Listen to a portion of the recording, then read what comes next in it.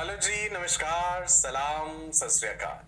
Wish you all a very warm welcome to this wonderful session of Byju's classes. Byju's न केवल भारत बल्कि पूरे विश्व का बेहतरीन एजुकेशनल प्लेटफॉर्म जहां पे आपको मिलती है core quality education without any mixing. मैं आपका अपना डॉक्टर सचिन कपूर एक बार फिर से आपके सामने हूं जी, एक और बेहतरीन सेशन लेकर के. विषय है हमारा human health and diseases. Communicable diseases हम पढ़ चुके हैं, मतलब इन्फेक्शियस डिजीजेस जो एक से दूसरे में फैलती हैं. Diseases caused by bacteria, diseases caused by protozoans, diseases caused by fungi, diseases caused by viruses, diseases caused by helminth. Right, and I am sure कि आप साथ के साथ रिवाइज भी कर रहे हैं. जरूर कीजिएगा, वरना कई बार कंफ्यूजन हो जाती है कि ये पर्टिकुलर डिजीज का पॉजिटिव ऑर्गेनिज्म वायरस है या बैक्टीरिया है या प्रोटोजोन है. चलिए, फॉर एग्जांपल जैसे मैं कहता हूं जी निमोनिया. बताइए मुझे, pneumonia is caused by bacteria, pneumonia is caused by virus, pneumonia is caused by a protozoan और pneumonia is caused by a helminth worm. क्या पढ़ा था हमने निमोनिया के बारे में? याद है? When both the lungs they are infected we call it double pneumonia. Bacterial disease पढ़ते समय हमने ये चीज पढ़ी थी. प्रोटोजोन के केस में मलेरिया डिटेल में आपको बताया है. प्लाज्मोडियम, प्लाज्मोडियम की अलग अलग स्पीशीज भी हमने डिस्कस करी थी. Which is the most dangerous species of Plasmodium? चलिए बताइए, most dangerous species of Plasmodium is Plasmodium falciparum. It causes black water fever, cerebral malaria. कौन सा ऑर्गेनिज्म एलिफेंटियासिस या फिलेरियासिस करता है? Wuchereria bancrofti, which is a nematode, which is a roundworm. Okay, so ये communicable diseases. Then we discussed about certain diseases which are because of the malfunctioning of the immune system, immunodeficiency diseases, जिसमें SCID, severe combined immunodeficiency, and इसके अलावा हमने HIV, AIDS का भी जिक्र करा. Then we discussed about those diseases which do not spread from one person to another person, जिसमें हमने कैंसर का जिक्र किया था, है ना? कर्क रोग जिसे हिंदी में कहते हैं. Cancer is uncontrolled division of the cells. हर सेल के पास कुछ इंपॉर्टेंट रेगुलेटरी मैकेनिज्म्स होते हैं कि वो अपनी डिवीजन को रेगुलेटेड रखता है. सेल डिवाइड हुआ, एक सेल से दो डॉटर सेल्स बने, दो से चार बने, एक लिमिटेड तरीके से ये चीज होती है. और प्रोग्राम्ड सेल डेथ भी होती है. एक निश्चित समय के बाद सेल्स को मर जाना है, apoptosis, programmed cell death. Right, जब सेल्स कैंसरस हो जाते हैं तो कॉन्टैक्ट इनहिबिशन मैकेनिज्म जो है सेल्स का अपनी अनकंट्रोल्ड ग्रोथ को रोकने का, वो मैकेनिज्म गड़बड़ा जाता है, खराबी आ जाती है उसमें, तो सेल्स अनकंट्रोल्ड वे में डिवाइड करने लगते हैं. हमने प्रोटोऑन्कोजीन्स का भी जिक्र किया था कि सभी सेल्स के जेनेटिक मटेरियल में प्रोटोऑन्कोजीन्स पाए जाते हैं. ऐसे जीन्स जो जब एक्टिवेट हो जाए तो कैंसर कर देते हैं. कैंसर की स्टडी को ऑन्कोलॉजी कहते हैं, ये बात भी मैंने आपको बताया था. Oncogenes are cancer causing jeans.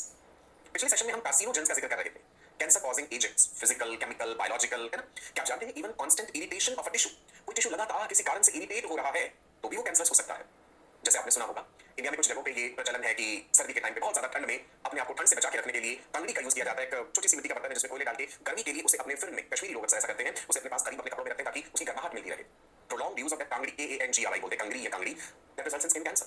बहुत ज्यादा कस के साड़ी बांधने से भी स्किन का कैंसर देखा गया है. क्या आप जानते हैं इवन बहुत से केसेस में देखा गया है कि लगातार जैसे बिंदी का इस्तेमाल करती हैं हिंदू फीमेल्स, है ना? तो एक पर्टिकुलर जगह पे वो लगा रहे हैं, उसमें कोई ना कोई ऐसे केमिकल सब्सटेंस भी है, वो टिश्यू भी इरिटेट हो रहा है, उससे भी स्किन का कैंसर देखा गया. राइट, इसके अलावा और बहुत सारे एजेंट्स हैं. गुटखा चबाने से ओरल कैविटी का कैंसर देखा गया है, तंबाकू के सेवन से. सो discuss different types of cancer also. आज इस सेशन में हम ये भी जानेंगे अलग-अलग कार्सिनोजेंस क्या है. तो चलिए पॉजिटिव सोच, पॉजिटिव एनर्जी, एक ज़ील के साथ आज के इस सेशन का आगाज करते हैं और ये उम्मीद करते हैं आज भी हम बहुत सारी चीजें सीखेंगे एंड जो भी सवाल सब पूछेंगे हम एक कॉन्फिडेंस के साथ उनका जवाब देंगे, एक आत्मविश्वास के साथ. ठीक है जी. So spread love, peace and positivity. जिंदगी में आगे बढ़ना है हमें और उसके लिए एक दृढ़ निश्चय होना बड़ा जरूरी होता है. तो चलो जी, कागज कलम तैयार रखिएगा, इंपॉर्टेंट चीजें साथ के साथ नोट करते जाएंगे. सो आज के हमारे सेशन का हमारा हेडिंग है कॉजेस ऑफ कैंसर. आपको याद होगा मैंने ट्यूमर बताया था. When the uncontrolled division of the cells result in a mass of undifferentiated cells, that is tumour, और वन डिफरेंशिएटेड सेल्स नियोप्लाज्म कहलाते हैं. ट्यूमर्स बेनाइन हो सकते हैं, मैलिग्नेंट हो सकते हैं. बेनाइन ट्यूमर्स लोकलाइज्ड हैं, एक ही जगह पे रहते हैं. मैलिग्नेंट ट्यूमर्स के सेल्स टूट के पूरे शरीर में फैलते हैं. क्या आप उस प्रोसेस का नाम बता सकते हैं? The process of spreading of the cancerous cells to different locations in the body through blood and lymph. एक टर्म हमने यूज किया था, याद आया? मेटास्टेसिस. इट इज मेटास्टेसिस, जिसमें कि कैंसर सेल्स शरीर के अलग अलग अंगों तक पहुंच जाते हैं. ये ज्यादा नुकसानदायक होते हैं मैलिग्नेंट ट्यूमर्स. बेनाइन ट्यूमर्स उतने नुकसानदायक नहीं है. हाँ, वो पेन कॉज कर सकते हैं, डिसफिगरिंग हो सकते हैं, उन्हें सर्जिकली रिमूव किया जा सकता है. चलिए, सो कार्सिनोजेंस क्या है? Agents that induce transformation of normal cells to cancer cells. So आपका हेडिंग है जी कार्सिनोजेंस और हम डिफाइन करेंगे कार्सिनोजेंस ऐसे एजेंट्स हैं that induce transformation of normal cells to cancer cells, जो नॉर्मल सेल्स को कैंसर सेल्स में परिवर्तित कर देते हैं. ये एजेंट्स फिजिकल हो सकते हैं, केमिकल हो सकते हैं, बायोलॉजिकल भी हो सकते हैं. एग्जांपल भी दिया था, human papilloma virus. There are certain viruses which can cause cancer, right? Human papilloma virus कौन सी कैंसर करता है, याद है आपको? Can you tell me? Human papilloma virus females में cervical cancer, cervix, the lower narrow region of the uterus, that is cervix. तो ये तीनों एजेंट्स हम पढ़ेंगे, physical, chemical, biological. Let's start with physical agents, the carcinogens which cause cancer. Physical agents में non ionising radiations जैसे कि UV rays, ultraviolet radiation बड़ी नुकसान है. बड़ी तेज धूप में अगर आप घूम रहे हैं, आपको अपने आप को बचा के रखना चाहिए. सनस्क्रीन लोशंस भी इस्तेमाल करते हैं जिसमें SPF होता है. सुना आपने? कई क्रीम्स ऐसी आती हैं, सनस्क्रीन लोशंस होते हैं, सन प्रोटेक्टिंग फैक्टर SPF 30 है, इसमें SPF 50 है, अलग अलग होती है ना. तो मिनिमम उस ऑइंटमेंट, उस लोशन, क्रीम में SPF 30 तो होना ही चाहिए. SPF stands for sun protecting factor. तो कोशिश कीजिए कि तेज धूप में आप निकलना पड़ रहा है तो अपने हैट से या छतरी से या आपने अपने आप को कवर करा हुआ है. अदरवाइज जो हार्मफुल यूवी रेज है ये स्किन कैंसर का कारण बनती है. आयोनाइजिंग रेडिएशन जैसे कि एक्सरेज. अब आप सोचेंगे कि एक्सरेज हमें कहां पे नुकसान पहुंचाएगी, कहां होती है एक्सरेज? ऐसा होता है ना कई बार कि भाई हमें जैसे फ्रैक्चर हुआ है, कोई बोन डिसलोकेट हुई है तो एक्सरे कराना पड़ा, चेस्ट एक्सरे कराना पड़ता है, ट्यूबरकुलोसिस में, निमोनिया में, कई केसेस में. रिपीटेड एक्सपोजर अगर हो रहा है एक्सरेज का तो वो भी बहुत नुकसानदायक है. ठीक है, जो लेबोरेटरी टेक्नीशियंस हैं जिन्हें ऐसे लैब्स में काम करना पड़ रहा है जहां एक्सरे मशीन्स हैं, सो ज्यादा ससेप्टेबल हो जाते हैं। डोजेज बड़ा प्रॉपर्ली मॉनिटर होता है, इससे ज्यादा डोज का एक्सरे नहीं होना चाहिए, रिपीटेडली तो बिल्कुल नहीं होना चाहिए। प्रेगनेंसी के टाइम पे भी ध्यान रखना होता है, प्रेग्नेंट फीमेल को अगर अपना एक्सरे कराना हो, because the developing baby inside the uterus is very much susceptible to the harmful effects of the X-rays, right? So ionizing radiations, non-ionizing radiations दोनों ही कारण बनती हैं physical agents हो गए ये, है ना? Constant irritation to a tissue that can also cause cancer. जैसे कई लोगों में देखा गया कि दांत जो है, मान लीजिए टेढ़े मेढ़े हैं किसी कारण से, तो हमें अक्सर हैबिट हो जाती है कि अपनी टंग से ऐसे करके हम अपने दांतों को छेड़ते रहते हैं, हमें एक इरिटेशन होती है। उससे भी देखा गया कि ओरल कैविटी का कैंसर हो सकता है, बिकॉज कॉन्स्टेंटली आपका वो टिश्यू इरिटेट हो रहा है। च्युइंगम चबाने की लगातार हैबिट है, मुंह में कोई भी चीज चबाते रहना, वो भी गलत है। कॉन्स्टेंटली टिश्यूज अगर इरिटेट हो रहे हैं तो कैंसर होने की संभावना हो जाती है। केमिकल एजेंट्स देखते हैं हम। केमिकल एजेंट्स में कई ऐसी मेकअप के प्रोडक्ट्स या स्किन से रिलेटेड कॉस्मेटिक्स हैं जो कि स्किन का कैंसर कर सकते हैं। बेंजोइल पेरोक्साइड जैसा आपने देखा, सो किसी भी प्रोडक्ट का इस्तेमाल बिना डॉक्टर की सलाह के नहीं करना चाहिए। केमिकल एजेंट्स में सिगरेट स्मोकिंग, स्मोकिंग मैंने से तंबाकू, it is related to tobacco, nicotiana tobacco plant जो है उससे तंबाकू मिलता है। तंबाकू का सेवन अलग अलग तरीके से किया जाता है। Tobacco is chewed, chewing, smoking, smoking in the form of a bidi, in the form of cigarette, in the form of a pipe also, right? And in the form of a hookah, hubble bubble जिसे हम कहते हैं, hookah, right? तंबाकू का seven किसी भी तरीके से किया जाए नुकसान तो पहुंचाता ही है। जब वो गुटखा इसकी फॉर्म में चबाया जा रहा है पपई कैविटी में, that can also result in the cancer of the oropharyngeal region, right? Smoking, तंबाकू जब जलाया जाता है, टोबैको में क्या है? निकोटीन है। Nicotine is a habit forming substance. सुना है आपने नाम निकोटीन का? Nicotine is habit forming substance. Nicotine उतना नुकसानदायक नहीं है जितना तंबाकू के जलने से जो harmful by products of combustion निकल रहे हैं। कई तरह के एरोमेटिक कंपाउंड्स हैं, लेड भी है उसमें, बहुत सारी चीजें हैं, कार्बन मोनोऑक्साइड भी है, कार्बन डाइऑक्साइड भी है, lot many gases, particulate matter, वो सब ज्यादा नुकसानदायक हो जाता है, जैसे रेस्पिरेटरी ट्रैक्ट का कैंसर। स्मोकर्स के केस में चाहे स्मोकिंग बीड़ी की फॉर्म में हो, हुक्का की फॉर्म में हो, किसी भी फॉर्म में हो, वो नुकसानदायक तो है ही। ठीक है जी। रेस्पिरेटरी ट्रैक्ट का कैंसर देखा गया है, गैस्ट्रिक कैंसर देखा गया है, गॉल ब्लैडर का कैंसर, पैनक्रियाज का कैंसर। केमिकल एजेंट्स हमने डिस्कस किए। बायोलॉजिकल एजेंट्स में एज आई टोल्ड यू कि वायरसेस हो सकते हैं, राइट? जैसे आप देख रहे हैं ऑन्कोजेनिक वायरस है, सेल के पास पहुंचा, सेल के पास रिसेप्टर होने चाहिए, सेल के पास रिसेप्टर है, वायरस ने प्रवेश करा और वायरल ने अपने ऑन्कोजीन को, वायरस का काम क्या है? To take control of the cellular machinery of the host, उसके डीएनए के साथ अपना डीएनए जोड़ा। अगर वायरस का जेनेटिक मटेरियल डीएनए है, कई वायरसेस में तो हमने पढ़ा था, जैसे एचआईवी वायरस के केस में जेनेटिक मटेरियल आरएनए है, उसके पास रिवर्स ट्रांसक्रिप्टेज एंजाइम है, वो पहले आरएनए से डीएनए बनाएगा, राइट? और फिर उस डीएनए को इनकॉर्पोरेट करेगा। यहाँ पे हम कैंसर कॉजिंग वायरसेस का जिक्र कर रहे हैं, जैसे ह्यूमन पैपिलोमा वायरस, याद रखिएगा HPV, human papilloma virus, right? Cervical cancer करता है, जेनिटल वॉट्स करता है पैपिलोमा वायरस। तो देख रहे हैं कि वायरस यहाँ पे जो कैंसर कॉजिंग वायरस है उसके पास वायरल ऑन्कोजीन है और वो इनकॉर्पोरेट कर देगा उसको अपने होस्ट सेल के साथ, and the cell becomes neoplast, right? And that will result in cancer. Clear है जी? अब देख पा रहे हैं वो नियोप्लास्टिक सेल अनकंट्रोल्ड वे में डिवाइड करना शुरू कर देगा। अनकंट्रोल्ड वे में डिवाइड करेगा तो रिजल्ट हो जाएगा उसका ट्यूमर। हमने ये भी पढ़ा था कि कैंसरस सेल्स में नई ब्लड वेसल्स बन जाती है। क्या आपको उस प्रक्रिया का नाम याद है? Angiogenesis. What is angiogenesis? Formation of blood vessels. Cancerous cells they compete with healthy cells for space, for nutrition, इसलिए कैंसर नुकसानदायक है। ठीक है? आसपास की नर्व्स को वो प्रेस कर सकते हैं, जहां कहीं कैंसर हो गया तो पेन होगा उसमें। मैलिग्नेंट ट्यूमर्स के सेल्स टूट टूट के पूरे शरीर में फैलेंगे, बहुत ज्यादा नुकसानदायक है। कैंसर का डिटेक्शन कैसे किया जाता है?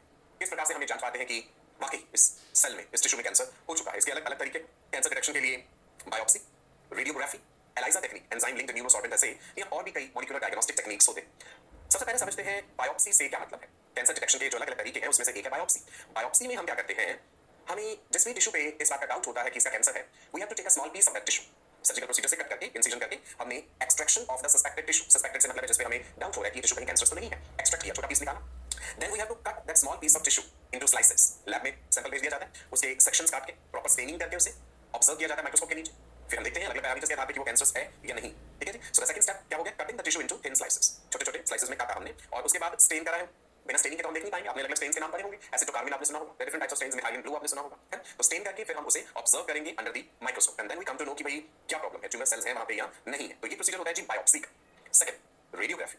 हमें रेडियो जो टेक्निक्स है रेडियो डायग्नोसिस, उसके जरिए भी पता चलता है, जिसमें आपने एक्सरे के बारे में पढ़ा है कि हम किसी टिश्यू का एक्सरे कराते हैं। आप सोचोगे एक्सरे तो खुद कैंसर कर सकती है, हाँ, अगर अनकंट्रोल्ड वे में वो एक्सपोजर हो गया तो होगा। अदरवाइज हम एक एक्सरे के जरिए, एक नॉर्मल एक्सरे आपने सुना होगा, एक सीटी स्कैन भी सुना होगा आपने, एमआरआई टेक्निक्स भी सुनी होगी। एमआरआई का अलग सिद्धांत है, मैग्नेटिक रेजोनेंस इमेजिंग, जिसमें the body is exposed to a strong magnetic field. इतने स्ट्रांग मैग्नेटिक फील्ड में जब शरीर को डाला जाता है, शरीर में जो पानी है H2O, उसका जो हाइड्रोजन है that starts emitting radio signals, those radio signals are picked up by the machine and converted into an image. तो एमआरआई के जरिए भी हमें कैंसर का पता चलता है, सीटी स्कैन के जरिए पता चलता है, एक्सरेज के जरिए पता चलता है। ठीक है, right? So these are the ways by which we can detect cancer. Computer tomography भी है। सीटी स्कैन जब आप कहते हैं ना, CT stands for what? It stands for computerised tomographic scanning. Tomograms slices में बॉडी की इमेजेस प्रोड्यूस होती हैं। It uses many such x-ray images to generate a three dimensional image of the internal organs, right? As you can see on the screen, body exposed हो रही है to these X-rays, या फिर अगर आप CT scan कह दें, right? उसका principle भी वही X-rays ही है। Now here you can see the magnetic resonance imaging. It uses strong magnetic field and non-ionizing radiations to detect pathological and physiological changes in the tissues. MRI का full form ध्यान रखिएगा, magnetic resonance imaging। बड़ा सा MRI machine होता है जिसमें इंसान को लेटा दिया जाता है, उसमें आवाजें भी आती हैं बड़ी जोर जोर से, इसलिए वो आपको हेडफोन्स भी दे देते हैं खास तरीके के, आपके कान बंद रहे हैं, आपको आवाजें ना आए और परेशान ना हो उससे। स्ट्रॉन्ग मैग्नेटिक फील्ड में जब हमारी बॉडी होती है तो the H2O in our body, इसका जो हाइड्रोजन है, that starts emitting radio signals। तो बेसिकली वाटर कंटेंट किसी टिश्यू का कितना है, इस आधार पे MRI टेक्निक काम करती है। बाकी आप इसकी और डिटेल्स पढ़ेंगे जब आगे आप MBBS में जाएंगे, अलग अलग तरह की डायग्नोस्टिक टेक्निक्स आप और डिटेल में पढ़ेंगे। इसलिए फिजिक्स का भी सॉलिड आधार आपका होना बड़ा जरूरी है। बच्चे फिजिक्स सब्जेक्ट से बड़ा करते हैं, डरना नहीं है, अच्छे से समझना जरूरी है। फंडामेंटल्स आपके स्ट्रांग होंगे अल्ट्रासोनोग्राफी को लेके, रेडियोग्राफी को लेके, मैग्नेटिक रेजोनेंस को लेके, तभी आप इन टेक्निक्स को भी बेहतर तरीके से समझ पाएंगे। ठीक है जी? ओके, एलाइजा, कैंसर डिटेक्शन में एलाइजा फुल फॉर्म याद है?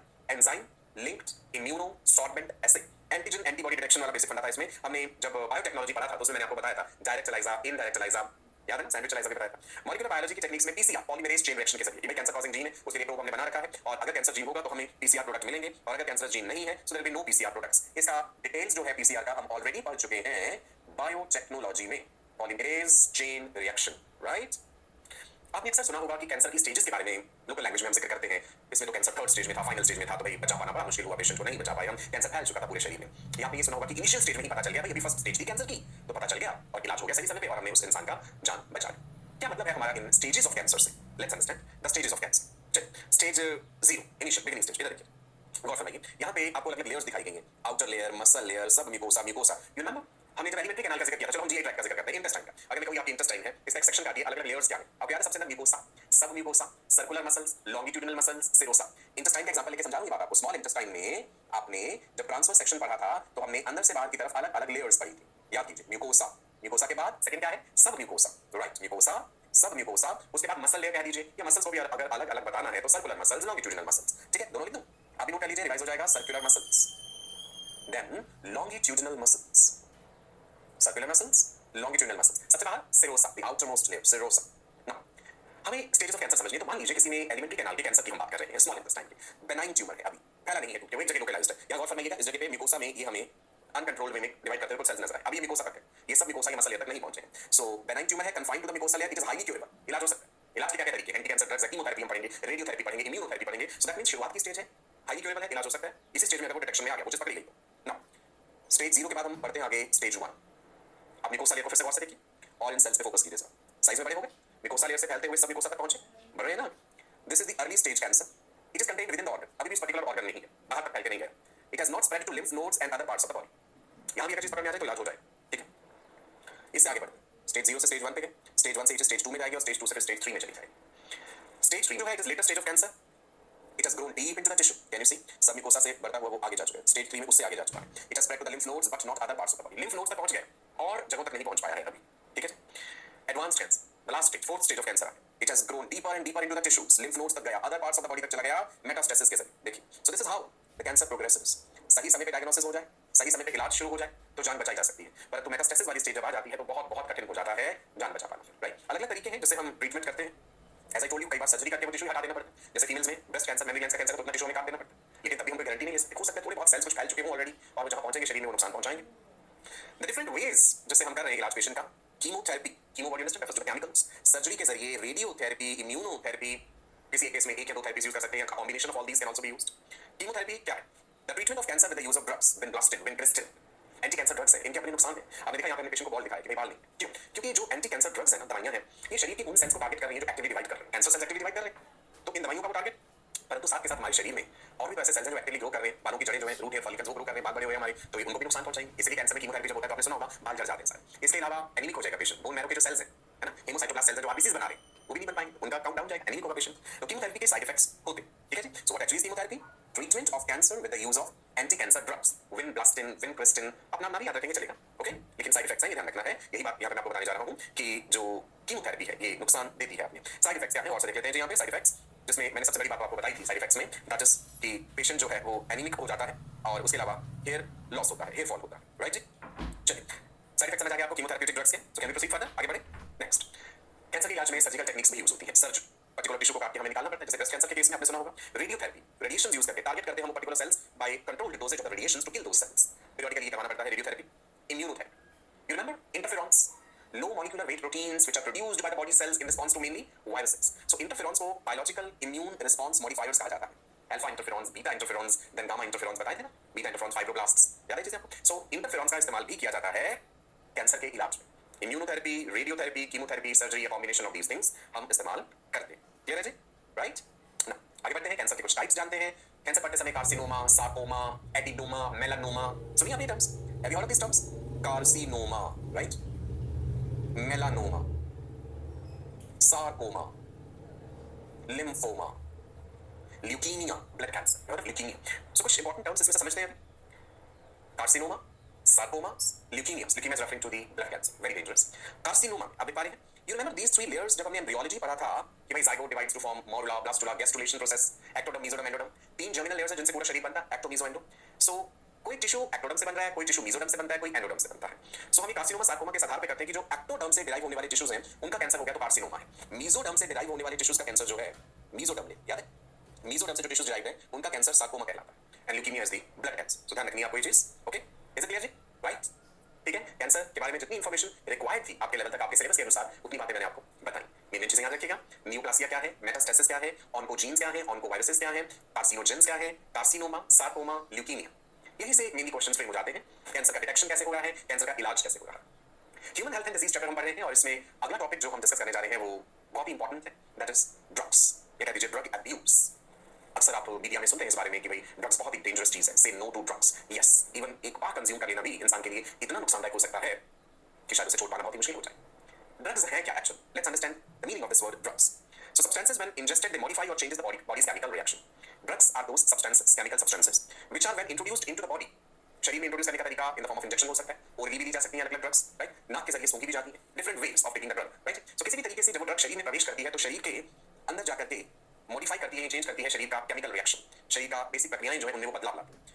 ड्रग्स, दवाइयां, इनके थेरेप्यूटिक यूज भी है, जैसे कि मैं मॉर्फिन कह दूं, morphine is given to patients after the surgery, during the surgery. Morphine is very strong pen killer, सुना आपने ना मॉर्फिन का, ठीक है जी। लेकिन जब इन ड्रग्स का इस्तेमाल, मैं मॉर्फिन लिख दूं एक बार, morphine is a very strong pain killer, तो इसका मतलब है सर्जरी हुई है, पेशेंट की बहुत दर्द हो रहा होगा तो हमें पेन किलर दिया जाना चाहिए, देते हैं, लेकिन कंट्रोल्ड डोजेज में, under the supervision of the expert, under the supervision of the doctor. लेकिन जब इन ड्रग्स का इस्तेमाल किया जाता है इन अ फ्रीक्वेंसी और in an amount which is not for the pharmacological purpose, pharmacology refers to the medicine, दवाइयां, जब इनका इस्तेमाल हम इतनी ज्यादा डोज में कर रहे हैं, फ्रीक्वेंसी में ज्यादा कर रहे हैं जो कि फार्माकोलॉजिकली उसके लिए नहीं सजेस्टेड है, तब ये ड्रग अब्यूज कहलाता है, रिक्रिएशनल पर्पसेस के लिए यूज कर रहे हैं, right, then we call it as drug abuse. Drug abuse means use of the drugs in an amount, frequency or concentration which is not meant for pharmacological use, right, लिख दो, which is not meant for pharmacological use। जब हम किसी drug का इस्तेमाल उतनी frequency, amount या concentration में करते हैं जो फार्माकोलॉजिकली प्रिस्क्राइब्ड नहीं है, हम रिक्रिएशनल पर्पस के लिए यूज कर रहे हैं, तब वर्ड आता है ड्रग अब्यूज। सो मैंने मॉर्फिन बताया, बड़ा स्ट्रांग पेन किलर है। Codeine, have you heard of codeine? Codeine is present in cough syrups, codeine is present in cough syrups, खांसी की जो दवाइयां होती हैं, आपने सुना बहुत से लोग खांसी की दवाइयां का नशा करते हैं कि बॉटल पी ली, आधी बॉटल पी ली और नशा हो गया जी और सो रहे हैं, नींद आ रही है उससे, that is very dangerous, right, clear है? चलो, सो ड्रग वर्ड आप समझे कि ड्रग्स के फायदे हैं अपने, लेकिन जब उनका गलत इस्तेमाल हो रहा है that becomes drug abuse. So how can we define drug abuse? Habitual administration of drugs obtained from the illegal sources, illegal तरीके से तस्करी होती है ड्रग्स की, उसे obtain करके उनका इस्तेमाल किया जाना। So drug abuse को भी मैंने डिफाइन किया था, use of drugs in an amount, frequency और concentration which is not meant for pharmacological purpose। Clear है जी? चलिए आगे बढ़ते हैं। ड्रग्स को हम कैसे क्लासिफाई कर सकते हैं? फर्स्ट ऑफ ऑल ध्यान रखिएगा, एक बहुत इंपॉर्टेंट बात बता रहा हूं, always say no to drugs, very dangerous. ऐसे निशान बना होता है डेंजर का, चलो हम डेंजर का निशान बना के भी समझ लेते हैं इस चीज को। Always say no to drugs. Never ever try them once. Very dangerous. Alcohol का एडिक्शन अगर एक बार में किसी को हो जाए, उसका इलाज कर सकते हैं। तंबाकू का है, टोबैको का है, उसे भी कंट्रोल किया जा सकता है। For drugs, it is very very difficult. They are very dangerous. Drugs की broad categories, there are psychotropic drugs. There are psychedelic drugs. Hallucinogens भी होते हैं। LSD है, जैसे lysergic acid diethylamide. Very dangerous. So psychotropic भी होती हैं drugs. Central nervous system को stimulate करने वाली भी हैं, central nervous system को inhibit करने वाली भी हैं। So as per your syllabus, जो मेन चीजें हैं वो मैं आपको बताता हूँ। Classes of drugs हम इस तरीके से क्लासिफाई करेंगे: opioids, cannabinoids, coca alkaloids, cocaine, right? Opioids, opium, you know, अफीम कहते हैं हिंदी में, राइट? कैनाबिनॉइड्स, कैनबिस, गांजा, marijuana, सुना होगा आपने, हशीश, चरस, गांजा, ओपियोइड्स में अफीम है। They are natural derivatives, they are semi-synthetic derivatives and they are synthetic derivatives also. So let's discuss them one by one. We'll start with opioids. Spelling correct कीजिएगा, क्या है जो स्पेलिंग? नोट कीजिए, OPIOIDS, opioids, opium, अफीम, poppy plant, Papaver somniferum. Plant का source याद रखना आपको कि कहां से मिल रहा है। So let's start with opioids. देखिए और से पहचानिए, आपने कभी सोशल मीडिया पे, टीवी में, न्यूज़ में, प्रिंट मीडिया में देखा होगा, Papaver somniferum. Very important. The name of the plant you have to remember. Opioids are extracted from Papaver somniferum. Papaver, Papaver somniferum. ध्यान दीजिए plant. Can you see this poppy plant? Okay.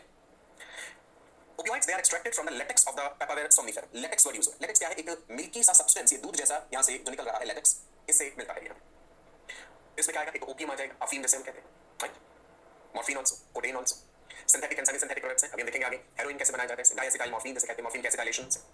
Mode of action क्या है, मतलब इसके receptors कहां present है, this is important. Receptors हैं gastro intestinal tract में, मतलब जीआई ट्रैक्ट में। ये क्वेश्चन कई बार पूछते हैं, where are the receptors for opioids present in the body? GI tract and central nervous system, CNS. This is opioid product, opium जो है ये रिसेप्टर्स है। आप जानते हैं कोई भी केमिकल सब्सटेंस जाके रिसेप्टर से बाइंड करेगा तभी अपना असर दिखा पाएगा। सो रिसेप्टर हमने कुछ इस प्रकार से दिखाया है, ये भी रिसेप्टर है, ये भी रिसेप्टर है। दो जगहों पे रिसेप्टर्स हैं, जीआई ट्रैक्ट में एंड सेंट्रल नर्वस सिस्टम में। अब देखिए, the opioid product is bound to the receptor, receptor के साथ बाइंड करने के बाद अपना इफेक्ट दिखाएगा। ओपियोइड्स में डेरिवेटिव्स भी हैं, ओपियम तो वही है, अफीम जैसे हम कहते हैं हिंदी में, Then the derivatives, morphine, heroin, very dangerous. ठीक है, morphine and heroin के स्ट्रक्चर में देखिए, this is the structure for morphine, this is the structure for heroin. आपको रटना नहीं है, याद नहीं करना है स्ट्रक्चर. डाइएसिटाइल मॉर्फिन है हेरोइन जो है, we call it डाइएसिटाइल morphine. Morphine is a very strong pain killer, मतलब मॉर्फिन के एसिटाइलेशन से हमें मिला है हेरोइन. इंजेक्शन की फॉर्म में दिया जाता है शरीर. जो ड्रग अब्यूजर्स होते हैं उनमें एचआईवी ट्रांसमिशन के चांसेस भी ज्यादा हो जाते हैं, क्योंकि आराम से ड्रग के नशे में आप the chances that you will indulge in unsafe sex are much more, है ना. जब आप नशे में हैं, इंटॉक्सिकेटेड हैं, आपको नहीं पता चलेगा कि आप गलत तरह का बिहेवियर कर रहे हो. सो इंजेक्शन जो लेते हैं drug abusers, intravenous drug abusers जो है, the chances of HIV transmission are very high among intravenous drug abusers.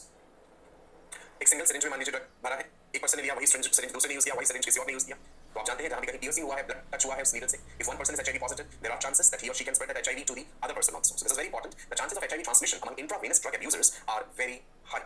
Because drug के नशे में एक रिस्की बिहेवियर में इंडल्ज होने के चांसेस बहुत ज्यादा बढ़ जाते हैं. ओके, चलिए विशेष बात जानते हैं यहाँ पे कि हेरोइन जो है, इट इज व्हाइट ओडरलेस, कोई स्मेल नहीं है, bitter crystalline compound, commonly called it as smack, right. It is not for the clinical use. ये ड्रग का अब्यूज किया जाता है इलीगल तरीके से, स्नॉटिंग के जरिए भी ड्रग्स ली जाती हैं, और जानते हैं ऐसे नाक के जरिए जो है उसे स्नॉट किया जाता है. The ways of administering the drug into the body are different, as I told you. Side effects, constipation. Opioids का कॉमन साइड इफेक्ट है कॉन्स्टिपेशन, वॉमिटिंग हो सकती है, बॉडी के फंक्शंस को स्लो कर देता है, and it gives a feeling of euphoria, आनंदमय फीलिंग है, बड़ी खुशी महसूस होती है इंसान को ये लेने के बाद. So that's about opioids. Next is about cannabinoids, cannabis sativa, भांग का पौधा भी जिसे कहते हैं हिंदी में. सो कैनाबिनॉइड्स क्या है जी, समझते हैं. हेडिंग दे दीजिए, cannabinoids, CANNA, cannabinoids, BINOIDS, cannabinoids. Obtained from, कहां से मिल रहे हैं, कैनबिस सटाइवा, राइट. स्ट्रक्चर दिया हुआ, स्ट्रक्चर आपको याद नहीं करना. प्लांट को थोड़ा सा पहचान जरूर चाहिए, आपने देखा भी होगा कैनबिस प्लांट जो है, कैनबिस सटाइवा. भांग का जो पौधा है, इससे अलग अलग प्लांट पार्ट से अलग अलग तरह की चीजें मिलती हैं. आप देख पा रहे हैं यहाँ पे इन्फ्लोरेसेंस है, फ्लावर भी आपको दिख रहा है, पत्तियां दिख रही हैं, राइट. लिखते हैं ऐसे हैं, मारिजुआना, जी आता है, बोलने में ये जी नहीं प्रोनाउंस करते, मारिजुआना बोल देते हैं. गांजा कॉमनली आपने नाम सुना होगा. Then there is hashish, there is charas also, hash बोलते हैं शॉर्ट में. सो कैनाबिनॉइड्स हैं जो कैनबिस प्लांट से मिल रहे हैं. एक रेजिनस सब्सटेंस है जो चरस में परिवर्तित होता है और इसका भी इस्तेमाल किया जाता है. गांजा जो है आप जानते हैं, इसे सिगरेट में मिला करके, तंबाकू के साथ मिला करके भी पीते हैं लोग, राइट. ओरल इंजेक्शन भी होता है इनमें से कई चीजों का. कैनाबिनॉइड्स का मोड ऑफ एक्शन क्या है, कहां पे प्रेजेंट है, ब्रेन में प्रेजेंट है जो receptors. Cannabinoids they bind to their receptors. As you can see here, this is the receptor for cannabinoid and receptor पे ये bind करेंगे और एक बहुत ही अच्छी फीलिंग देते हैं इंसान को. यूफोरिया, पैरानॉइड फील करना, एक पागलपन वाली अवस्था होती है, हैलुसिनेशंस होंगी इसमें. कार्डियोवैस्कुलर डिजीजेस के चांसेस, एपेटाइट बढ़ जाता है. आपने सुना होगा भांग का इस्तेमाल तो नॉर्थ इंडिया में कई बार होली के त्योहार पे भी करते हैं. आपने सुना होगा भांग पीते हैं लोग, शिवरात्रि पे भी पीते हैं. सो उससे पीने के बाद क्या है, आपने सुना होगा कि जो भी बात दिमाग में आ जाए इंसान वैसे करता जाएगा. हंसने का माहौल हुआ तो हंसे जाएगा, रोने वाली फीलिंग्स आ गई तो रोता रहेगा, भूख लगती रहेगी, खाते जाएगा जरूरत से ज्यादा, सेंसरी डिस्टॉर्शन हो जाएगा, ऐसे सेक्स में घूम रहा है आपका, चक्कर आ रहे हैं, पता नहीं चल रहा, डिस्टेंस का, गहराई का अंदाजा नहीं लग पा रहा. सो ये सब इफेक्ट्स होते हैं जी कैनाबिनॉइड्स के, राइट. ओके, एक और बात बताता हूं आपको जी. Cannabis abuse in adolescence, अगर adolescence age में छोटे बच्चे का ले रहे हैं इसे, there is development of psychiatric disorders and cognitive impairment in the adulthood. लगातार इसका सेवन करते रहने से एडोलेसेंस एज में ब्रेन में कुछ ऐसे न्यूरोलॉजिकल चेंजेस हो जाते हैं, साइकियाट्रिक डिसऑर्डर्स हो जाएंगे, कॉग्निटिव इंपेयरमेंट होगा, मेमोरी इफेक्ट होगी, जजमेंट, परसेप्शन, ये सब चीजें जाके प्रभावित करती हैं. Okay, so we are through with the opioids, we have done cannabinoids. Next is coca alkaloids, erythroxylon, cocoa plant.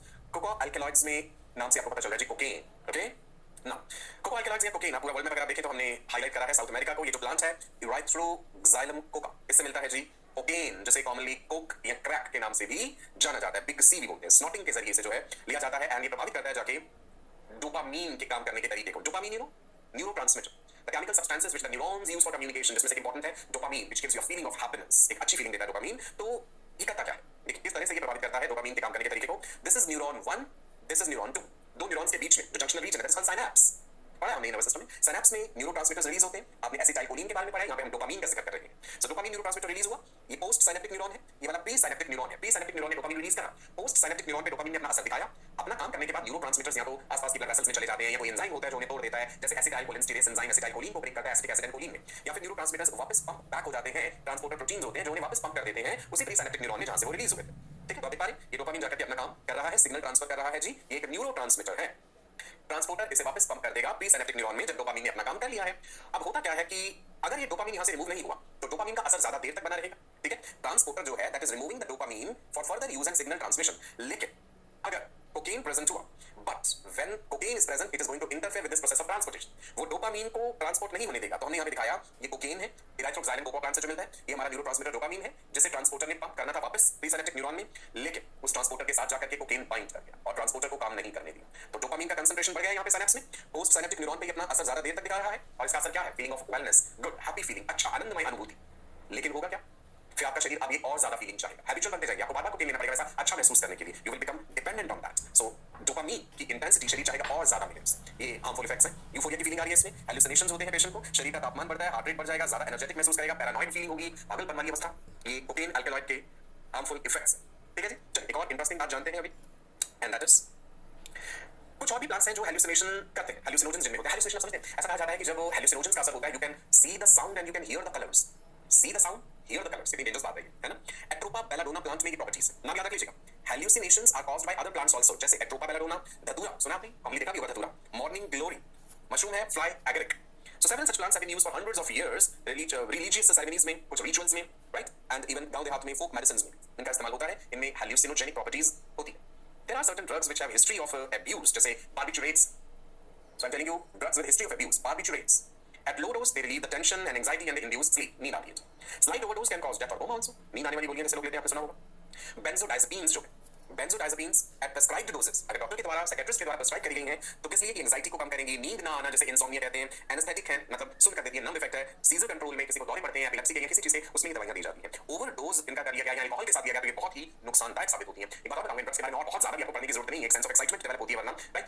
एम्फेटामिन्स, pack pills भी कहते हैं, देर रात तक जागने के लिए, रात भर जागना है, पढ़ाई करनी है, कोई काम करना है तो एम्फेटामिन्स भी लेते हैं लोग। Attention deficit hyper activity disorder में, नेक्रोलेप्सी में, right, they are used as antidepressants also. Overdose causes physical and psychological disorders. That is amphetamines. Very dangerous. Lysergic acid diethylamide. ALGOT. क्या सुना आपने? It is very dangerous. LSD, common language में acid भी कहते हैं। एक single drop जुबान पे रख लेने पे ही आप कई घंटों के लिए इस ड्रग के असर में आ जाते हैं। हेलुसिनोजन है, it is used to treat the mental illness, anti depressant की फॉर्म में यूज होता है, प्रेस्क्राइब्ड डोजेज जब डॉक्टर दे रहा है। ओवरडोज हो गई तो साइकोसिस हो जाएगा, एक पागलपन वाली अवस्था आ जाएगी इंसान। ठीक है जी, सो ये जानकारी थी जो आपको चाहिए अबाउट ड्रग्स। एनसीईआरटी में से भी थोड़ा सा पढ़ लीजिएगा, प्लांट्स की जो पिक्चर्स दी हुई हैं उन्हें पहचान लीजिएगा, इंपॉर्टेंट है, पिक्चर बेस्ड क्वेश्चन भी आ जाते हैं इसमें से। ठीक है, रिवाइज जरूर कीजिएगा जी, डेली प्रैक्टिस पेपर्स प्रैक्टिस करते रहिए, आपकी रोजाना की मेहनत धीरे धीरे this is going to add up to big results. मैं आपका अपना डॉक्टर सचिन कपूर, फिर मिलूंगा आपसे और बेहतरीन चीजें जानेंगे हम, और बेहतरीन बातें जानेंगे, राइट। याद रहे, वर्ल्ड फेमस डॉक्टर बनना है। नमस्कार, बाय बाय।